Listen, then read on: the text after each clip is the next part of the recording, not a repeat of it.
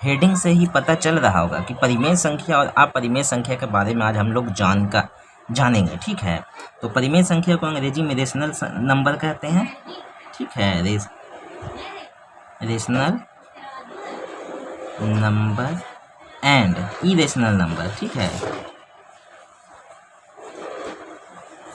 ठीक है, अंग्रेजी से तो कोई लेना देना है नहीं, हम लोग तो मैथ सीख रहे हैं। ठीक है, मैथ का मतलब होता है कि मैथ सीखना। ठीक है, अंग्रेजी हिंदी से मतलब नहीं। तो सबसे पहले हम लोग परिमेय संख्या क्या होता है और अपरिमेय संख्या क्या होता है वो जानेंगे। और आज के बाद आप लोग को परिमेय संख्या और अपरिमेय संख्या में कभी भी दिक्कत नहीं होगा, चाहे तो ऑब्जेक्टिव क्वेश्चन हो चाहे तो सब्जेक्टिव क्वेश्चन हो, सारा क्वेश्चन आपसे बनेगा। ठीक है, तो वीडियो में अंत तक बने रहें, स्किप एकदम नहीं करिए, स्किप करिएगा तो आपको बिल्कुल नहीं समझ में आएगा। ठीक है, तो सबसे पहले जानते हैं परिमेय संख्या होता क्या है। ठीक है, चलिए देख लेते हैं परिमेय संख्या। हर एग्जाम में खास करके 10 में एकदम आएगा ही आएगा। ठीक है, ऑब्जेक्टिव में बहुत सारा क्वेश्चन पूछता है परिमेय संख्या कौन है और अपरिमेय संख्या कौन होता है। ठीक है, तो सबसे पहले परिमेय संख्या का मतलब होता है जो P/Q के रूप में होता है। ठीक है, ठीक, जैसे मान लेते हैं यहाँ पर अगर 4/3 है तो ये परिमेय संख्या है।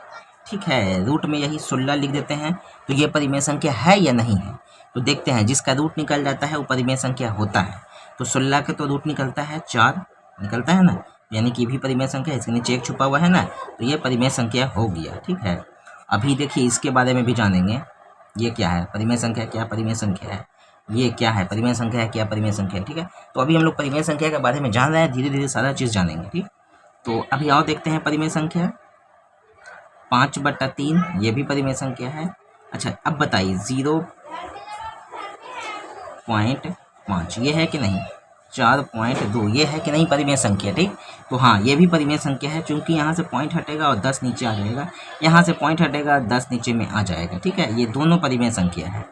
तो परिमेय संख्या आपको पहचान ले रहे होंगे। ठीक, चलिए अब हम लोग अपरिमेय संख्या के बारे में जानेंगे कि कौन अपरिमेय संख्या है। ठीक है, चलिए जान लेते हैं अपरिमेय संख्या। तो अपरिमेय संख्या क्या होता है वो देख लीजिए। तो अभी तो यहाँ पे हम बोले थे जिसका रूट निकलता है वो परिमेय संख्या होता है, तो इसका विपरीत क्या होगा, जिसका रूट नहीं निकलेगा वो अपरिमेय संख्या होगा।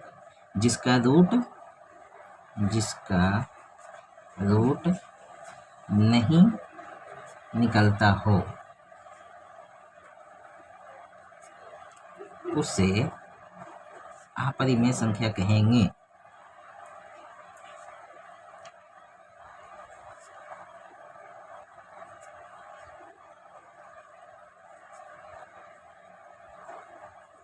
ठीक है, अब जरा एग्जाम्पल देख लेते हैं।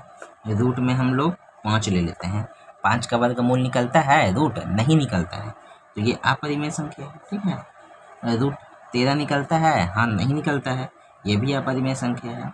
अगला ले लेते हैं 25 का रूट निकलता है, बिल्कुल निकल जाता है इसका, तो ये अपरिमेय संख्या नहीं होगा, ये परिमेय संख्या होगा। ठीक है, अच्छा अब यहाँ पे आ जाते हैं 4.3 इस तरह से दिया हुआ है, क्या परिमेय संख्या होगा, ये नहीं होगा ये परिमेय संख्या, क्योंकि अभी संख्या को पूरी तरीक़ा से डिफाइन नहीं किया गया है। इसके मतलब आगे अभी और भी संख्या है, जब पूरा संख्या मिल जाएगा तब परिमेय होगा, और ऐसे रहेगा तो अपरिमेय संख्या हो जाएगा। ठीक है, इसी तरह से अगर ऐसे रहेगा तो इसको भी हम लोग अपरिमेय संख्या के श्रेणी में रखेंगे, क्योंकि इसका मतलब होता है कि 4 और भी आया है बार बार। ठीक है, जैसे यहाँ पर भी कभी कभी रहता है 8 पॉइंट, यहाँ पे पॉइंट रहता है 4, यहाँ पे ऐसे है। ठीक है, इसका मतलब क्या होता है कि 3 पॉइंट तो है, 8 का मतलब क्या होगा कि यहाँ पे कहीं ना कहीं पे 8 अभी और बहुत बार आया है, अब इसका मतलब क्या होगा कि 3 कहीं ना कहीं पे और बार आया है, रिपीट किया है।